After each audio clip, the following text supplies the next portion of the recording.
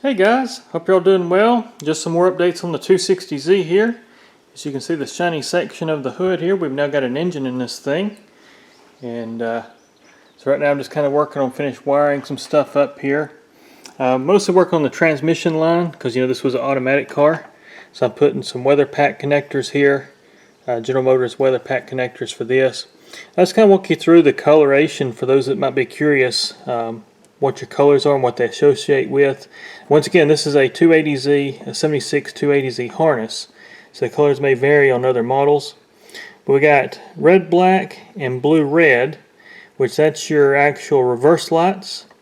We got white, black with a white stripe, and then black with a yellow stripe. That's going to be your neutral safety. The yellow wire is actually the start. It actually goes over here to your starter, your Bendix, and then the yellow with the black stripe wire is your fuel pressure. So it actually plugs into your fuel sending unit right there. Just want to show you that real quick. So what I've done is I've completely just remade this harness here. Since this car was an automatic, you can actually see here too. I'll point this out. I should have brought these wires here up too. We got a black wire with a red stripe and then just a black wire. That's for your kick down solenoid if you got automatic. That's what those wires there go to. Black, of course, is your ground, and then black-red is a 12-volt signal off a switch that's connected to your gas pedal. So when you floor the car, it puts the kick-down solenoid in, making your transmission upshift. That's basically what that does. But we got the harness here. I'll show you. This is the original harness here, which I redid it mostly because the wires are kind of damaged. You can kind of see there's some wires that are damage right at that connector, plus this connector is not real healthy. So I basically took this harness, unloomed it, figured out my wire lengths, and I've actually made this really nice replacement harness right here. It's much more simple, as you can see, because all I had to have was the reverse lights, the starter signal, and then the oil pressure. So I did away with the kick down solenoid harness, etc., which is this right here. So you can just see how much cleaner that's going to be when it's in the car. And once again, it's got a General Motors style connector replacing this old connector here, and that's where I cut it out of the car. So something there, and then we've also done all the brake work. So all the brakes are now working, the clutch is working. I'll just kind of give you a walk around real quick, just kind of show you this engine a little closer. But I got the General Motors alternator installed, as you guys had seen last time. I'm still working on my wiring, still got to finish all this up. That's where I'm at right now, is just getting all the wiring solved. But got that. I'm currently working on the magnet valves here. This is the 260Z bracket, converting it to work with the 280Z harness, but I'm also updating the harness as well. Once again, I'm going with General Motors connectors here. This is one I don't have installed yet. But you can see how they work. Basically, you crimp them into the wire. You got a little, basically just a little plunger that goes in there, and it kind of protects and keeps moisture out like a seal out of the connector. And then of course when you push it together, it's got this actual gasket there that will mate and keep everything nice and dry inside. That's what I'm doing currently. So I'm actually using the magnet valves and everything off the 260 and just converting them to work on the 280. Did add a ground wire directly, since we got a ground wire directly in this harness.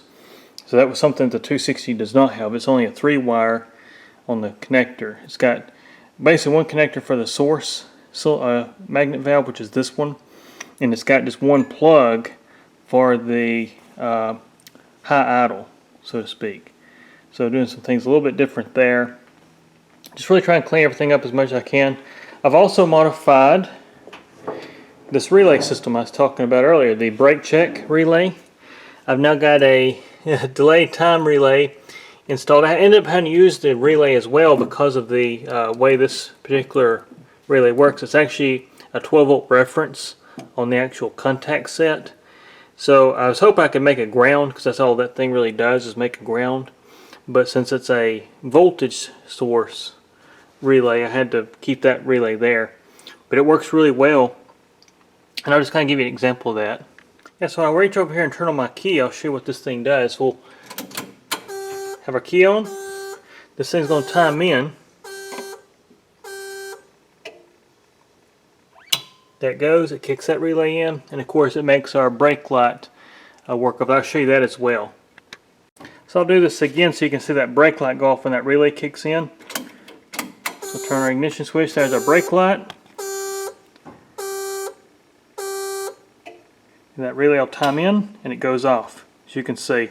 So it works kind of like factory. The only difference is this time the engine doesn't have to be running to make that check go off. So it goes off with that relay. So just a little fun thing I added. And looking at this side of the engine here, I've been kind of piecing things together here. I've got my airflow meter. I don't have any room to put the original air box. I'm probably going to do like a cold air intake system just to kind of clean this up. Because originally what would happen, the air box on the 280, it would have mounted right here. I would have had to cut this lip and added some screws, and then it had a bracket down here. Just didn't really want to add all that.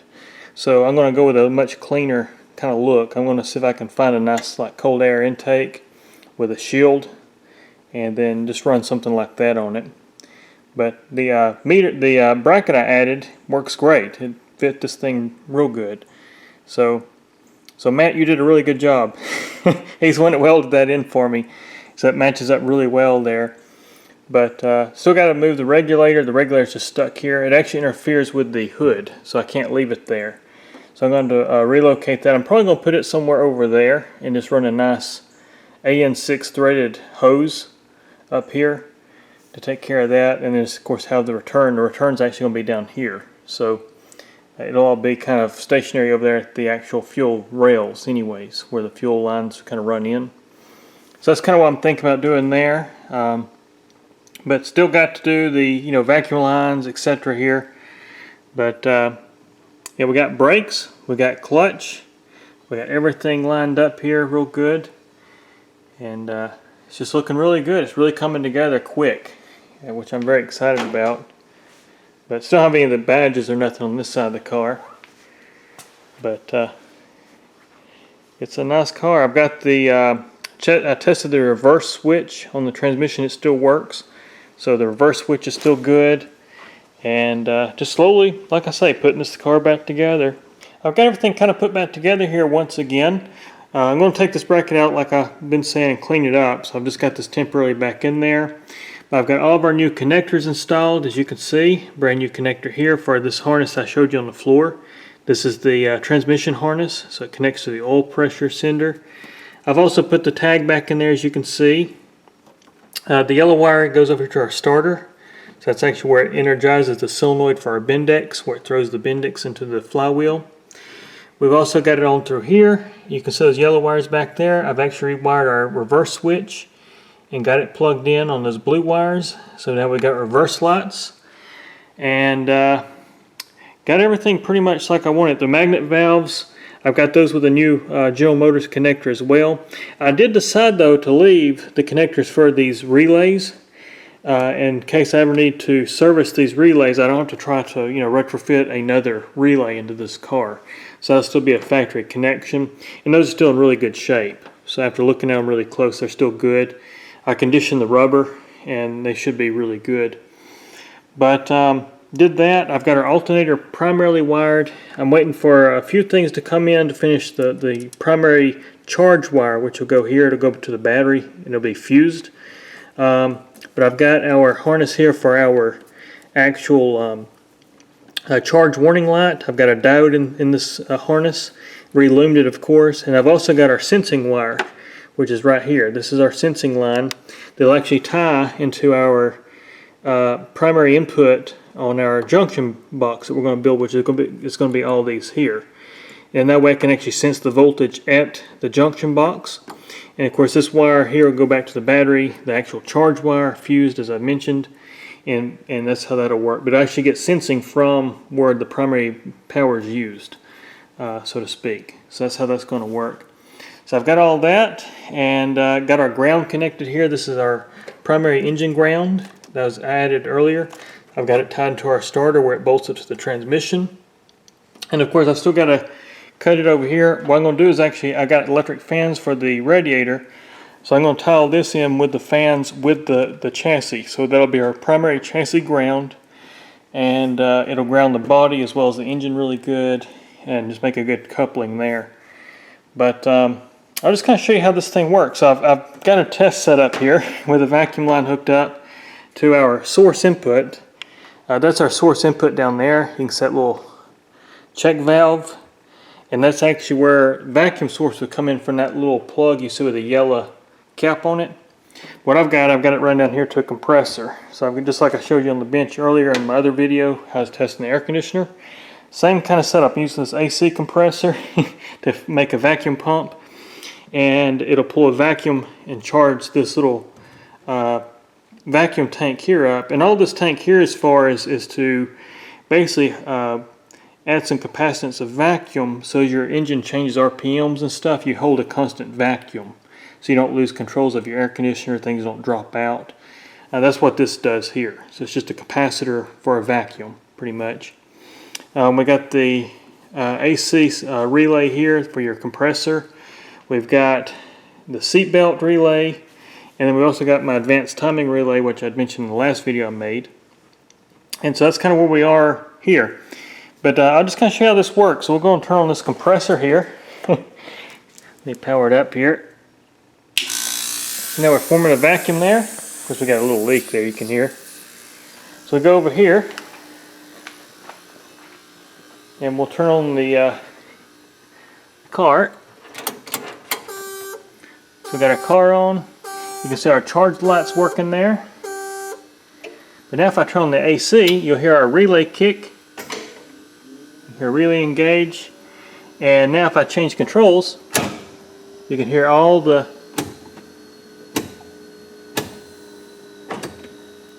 vacuum stuff working. You can also see our high idle. I kick on that, it's on the AC right now.